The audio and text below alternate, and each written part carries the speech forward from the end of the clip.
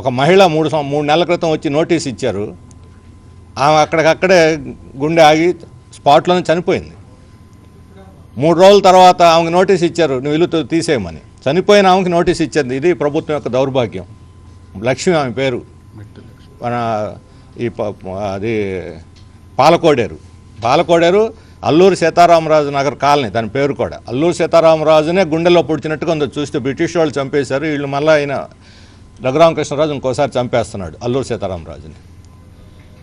అట్లాగే సింగిల్ ఉమ్మన్లు చిన్న పిల్లల్ని పెట్టుకొని గుడిసె కూల్ చేసే రోడ్డు మీదనే పక్కన సామాను పెట్టుకొని పక్కింట్లో తలదాచుకుని పుట్టకొకరు చెట్టుకొకరు అయిపోయి ఏమిటి మన పరిస్థితి అని. పోనీ వాళ్ళు ఏమైనా అక్రమంగా ఉన్నారా, నీకు తెలియకుండా ఉన్నారా? 40-50 ఏళ్ళ నుంచి ప్రభుత్వ స్థలంలోనే ఉన్నారు. వాస్తవం అది. ప్రభుత్వ స్థలంలో ఇళ్ళు వేసుకోవడం పేదలకున్న హక్కు. వాళ్ళకి నువ్వు పట్టా ఇవ్వాలి. ఇస్తామని తెలుగుదేశం ప్రభుత్వం వాగ్దానం చేసింది. పట్టా ఇస్తామని వాగ్దానం చేసి ఈరోజు చంద్రబాబు నాయుడు గారు పట్టాల ఉత్సవాలు కూడా జరుపుతూ ఉన్న పేదవాళ్ళని 1000 కుటుంబాలని ఉండి నియోజకవర్గంలో లేపేస్తున్నారంటే మనం ఊహించలేనటువంటి విధ్వంసం ఇది.